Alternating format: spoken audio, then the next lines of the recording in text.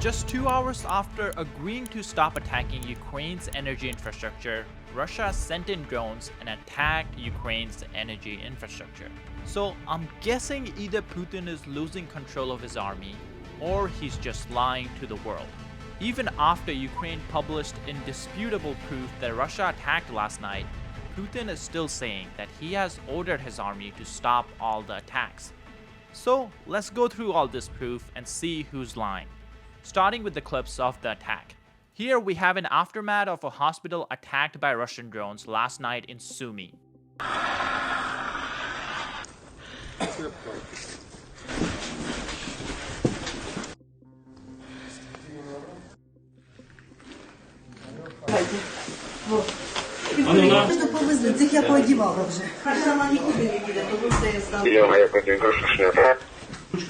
Ты держи коляску. Коляску делаем. Оп, есть. Покажите. Тут на стеле, да? Да.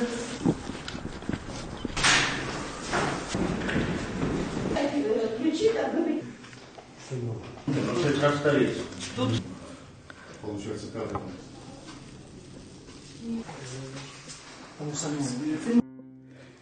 Thankfully, the report says that the patients and doctors were safe as they went into a shelter. But 147 sick people, many of whom were elderly, had to be evacuated because of this attack. Also, it's not just this hospital that Russia attacked last night. In fact, they sent 150 drones attacking civilian infrastructure, energy infrastructure, and hospitals like the one you saw. Russia has no intention of wanting peace in Ukraine. Russia wants whole of Ukraine. Before moving forward, if you guys can please hit that subscribe button down below to keep up with all the geopolitical news like this one. Let's begin.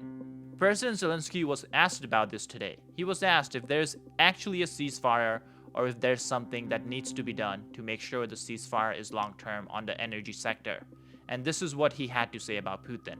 About the energy sector ceasefire, what would you need to give an order to stop strikes on Russian oil facilities? Well, assurances and just Putin's words that he is giving orders not to hit the energy sector are not enough. Why? Because unfortunately, this war has made us very practical people. An example is yesterday's strike after Putin's words about stopping attacks on the energy sector and civilian infrastructure. He said he had given the order. After that, there were 145 drones, 4 S-300 missiles, 2 Iskander ballistic missiles. They hit Sumy, Kherson, Zaporizhzhia, Donetsk, Kharkiv, and Chernihiv regions. They hit an agricultural enterprise and a railroad. In the Dnipropetrovsk region, 21 ordinary houses were also hit. This is the cost of Putin's words. So words alone are not enough. I really want to see some real control. It is difficult to say now. There will be a technical meeting, but the main subject of this control should be the United States of America.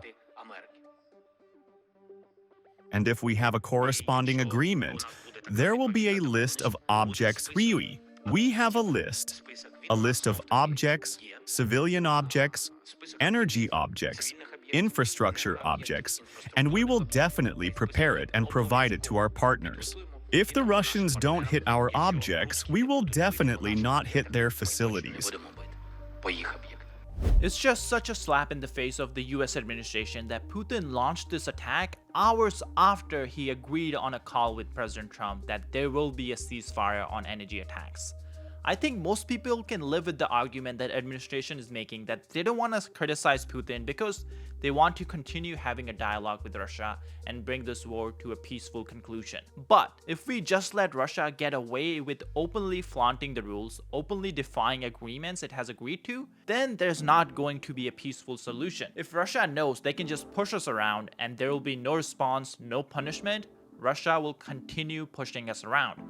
It will continue forcing its way inside Ukraine, all the while we are handcuffing Ukraine so it cannot put up a proper fight. Russia is saying it wants peace, but Russian actions say otherwise. In reality, Russia just wants whole of Ukraine. Luckily for us, Steve Witkoff, the lead negotiator in this deal between the United States and Russia and the special envoy to Russia, was on Bloomberg today, and he was asked, what's going on? What was agreed in the ceasefire? Because it seems like Russia attacked and broke the ceasefire just hours after the call. And this was his answer. Because earlier on this morning, we heard from the Ukrainian leader who said that overnight, Russia sent 150 drones and hit Ukrainian energy. I just wonder what was actually agreed and whether Russia crossed the line overnight. Well, what was agreed between the two presidents was, and it was at President Trump's suggestion, that there be a cessation of attacks on energy infrastructure from both sides and civilian infrastructure for that matter. Also, working towards a Black Sea moratorium on hits on naval vessels and freighters carrying grain and things of that sort, and ultimately that would evolve into a full-on ceasefire, which is a bit more complicated because there's a 2,000-kilometer border, there's Kursk, and there's a lot of details that go into that. But with regard to your question on some of the reporting with regard to the Russian drones last night, I have it on good information from a telephone call I had before I went on this show that President Putin issued an order within 10 minutes of his call with the president directing Russian forces not to be attacking any Ukrainian energy infrastructure. And any attacks that happened last night would have happened before that order was given. In fact, the Russians tell me this morning that 7 of their drones were on their way when President Putin issued his order, and they were shot down by Russian forces. So I tend to believe that President Putin is operating in good faith. He said that he was going to be operating in good faith to the president yesterday, and I take him at his word. I mean, if this is diplomacy, I'm not understanding what the goal of diplomacy is, because we cannot just take Putin at his word. As President Trump himself has said before, trust but verify. Where is the verification? We're just believing everything Putin is saying now? Because this is the same Putin who said on February 20th, 2022, that Russia has no intentions of invading Ukraine and the Russian troops are on the border just for an exercise. And it's the same Putin that said in 1999 that Russia has no claim to Crimea, Russia does not want Crimea. Then 15 years later, he sends his troops inside Crimea, holds a fake referendum, and takes over the island in an international coup. So now, we're just forgetting all that and hoping this guy has turned over a new leaf in his life and he's not lying anymore? It would be naive for the US administration to tell themselves that, because we have to keep in mind, power corrupts, and absolute power absolutely corrupts. This was Putin in 1999, before he became the Russian president and before he cemented himself as a dictator of Russia. This is what he was saying about Crimea. What is our main problem with Ukraine? First of all, we don't want to take Crimea. That's absolute nonsense. If we start taking something from someone, then something will definitely be taken from us, or we will lose something. In any case, initiating such a redistribution within the territory of the former Soviet Union would lead to consequences from which we may never recover. There are already 400 disputed territories within the Russian Federation. 400! I want everyone to be aware of this. Secondly, the issues of sugar and gas are separate matters. Thirdly, some things are debatable, but hear me out. The main problem, in my opinion, is Russia's heavy imperial legacy. For some reason, everyone thinks that Russia remains an empire. But now I ask you to listen to me carefully. People still view Russia as an empire and treat it as such. But that hasn't been the case for a long time now. Also, we know that Putin hasn't changed since 1999. He has not stopped lying. Just yesterday, we had another example of Putin being the same person he has always been, a habitual liar. You see, right after the call yesterday, Kremlin put out a readout where they basically explained what had taken place in the call, what was discussed. In this readout, Kremlin says that Putin told Trump that the only way to have a ceasefire is to stop the aid that's flowing into Ukraine. Here's the readout the Russians put out. Now, this is the whole readout. It's like 4 pages long, but I'm not gonna bore you guys with the whole thing. Here's the important bit. Paragraph 4. It was pointed out that a complete cessation of providing Kiev with foreign military aid and intelligence must become the key condition for preventing an escalation of conflict and making progress towards this resolution through political and diplomatic means. Now, that's a lot of political jargon. Basically, what Russia is saying that if there was to be a ceasefire, Ukrainian aid needs to stop. Not just Ukrainian aid from US, Ukrainian aid from everywhere. That means European countries need to stop sending aid to Ukraine too. But Putin is lying again, because this was never brought up during the call. Here we have President Trump, who did an interview right after the call, and Trump says, aid was never discussed. Watch it yourself. Was there non-negotiables mentioned by Putin? It was reported that, I think the Kremlin media actually stated that he demanded an immediate cessation of aid to Ukraine in order to get to this multi-step deal. No, he didn't. We didn't talk about aid, actually. We didn't talk about aid at all. We talked about a lot of things, but aid was never discussed. As if this wasn't bad enough, there's another problem in the readouts that White House and Kremlin published. You see, there's a big difference between how both sides are seeing this energy ceasefire. Here we have the White House readout. If you look at the second paragraph, more specifically the second sentence in that paragraph, it reads, "The leaders agreed that the movement to peace will begin with an energy and infrastructure ceasefire." I'm emphasizing that "and" because Russian readout does not have this, and it changes the meaning drastically. So if we switch back to the Russian readout, here we can see. In the conversation, Donald Trump put forward a proposal for both parties to mutually refrain from strikes on energy infrastructure for 30 days. Vladimir Putin responded favorably. Now, Russia is saying that there wasn't an agreement to stop strikes on energy and infrastructure, and on top of that, Russia is saying this was something Trump proposed. So when they attack other buildings in Ukraine, they can claim that Trump never brought this up during the negotiations and they can get away on the technicality. I guess these are kind of problems we run into when diplomacy is done over the phone, or maybe this is something Russians are purposefully misrepresenting. Luckily, we had the chief negotiator, Steve Witkoff, who was asked during this interview today, and he said this. Listen to it yourself.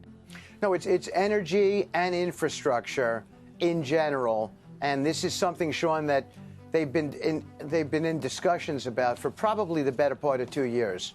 And so I think there have been some breakthroughs. I would commend President Putin for all he did today on that call to move his country close to a final peace deal. Now, another shocking part of all this is Russia has still not offered a single concession when it comes to ceasefire. I thought Trump said that ceasefire is about both sides compromising, and so far it's only been Ukraine that's been compromising. Russian media still has the same maximalist demands that the Russian officials are making. Kremlin TV, which basically gets its talking points straight from Kremlin, and they're saying on every single TV channel in Russia that Ukraine needs to stop receiving aid, Ukraine needs to be defenseless, if not, there's not going to be a ceasefire. All the while, Russia never talks about all the weapons it's receiving from Iran, China, and North Korea. Russia has no problem with those weapon deliveries continuing, but for Ukraine apparently it's a big problem when weapons come from its allies. Here's the Kremlin TV talking about this. If the United States is truly interested in ending hostilities, the most important factor is not even a ceasefire itself, but rather the cessation of arms supplies to Ukraine. The question arises, how can this be controlled? Accordingly, Russian-American inspection teams should be established to be present at every airfield where weapons are delivered and further transported to Ukraine. They should have diplomatic immunity and satellite communication capabilities. If our American partners genuinely want peace, let's start with this. This is where I want to point out something that many countries around Russia have already realized. Russia does not want ceasefire. Russia does not want peace. Russia wants Ukraine to cease to exist. Russia wants hold of Ukraine. Russia wants to destroy Ukrainian identity. And all this talk about ceasefire is just posturing. Russia is wasting time. Russia is trying to figure out where they can say no to the ceasefire, all the while putting the blame on the Ukrainians. And that's exactly what's happening. Russia is trying to put in these conditions on the ceasefire that Ukraine will never accept. Russia is saying that Ukraine needs to stop receiving aid. But we are forgetting that the whole reason Ukraine agreed to the ceasefire is because US had paused the aid a week ago, and then Ukraine said, we'll agree to the ceasefire if you resume the aid and the intelligence sharing. Now, the United States cannot just go back to Ukraine and say, hey, remember the deal we had just a week ago? Well, yeah, we're going back on that. You can keep the ceasefire, but you won't be getting any more weapons that we promised. That just doesn't make sense, and that's exactly the goal that Putin is aiming for. Putin wants Ukraine in a situation where it's forced to reject the ceasefire, and then Putin will say, look, Ukraine doesn't want peace. But Ukraine has already agreed to an unconditional ceasefire, and it's Russia who's putting in conditions that are just not fair. It's Russia that started attacking Ukraine 3 years ago. It was Russian tanks that came over the border and tried to go into Kyiv. Here we have the Finnish president pointing this out for the entire world in case they forgot. We're willing to do concrete measures overall, but I think for our perspective, it's too early to talk about boots on the ground because we don't have a ceasefire, we don't have a peace process, and you also have to remember that Finland has 1,340 kilometers of border with Russia, so we take care of the northern flanks, but there's so many different ways that we can help out, and I'm really glad that we're seeing strong leadership coming from the UK. But in what concrete ways are you willing to help out if, as you say, it's too early to talk about actually troops being part of peace efforts? Well, there are two phases here. The first one is the military planning, which is going on right now, and it'll continue actually in London on Thursday. And then after that, once we have a clear plan, we start doing the commitments. But there are anywhere from 0 to 50 different ways they can help out. Boots on the ground is only one way. You can talk about intelligence, you can talk about different types of things, but it's too early to commit right now. Can you see any signs that Vladimir Putin is actually willing to enter into serious negotiations? President Zelenskyy says Putin's afraid to tell Donald Trump that he wants to carry on with the war. What chances are, do you think, that the Kremlin is paying a blind bit of attention to any of this? I think the chances are abysmal. I don't think Putin wants a ceasefire. Putin doesn't want a peace.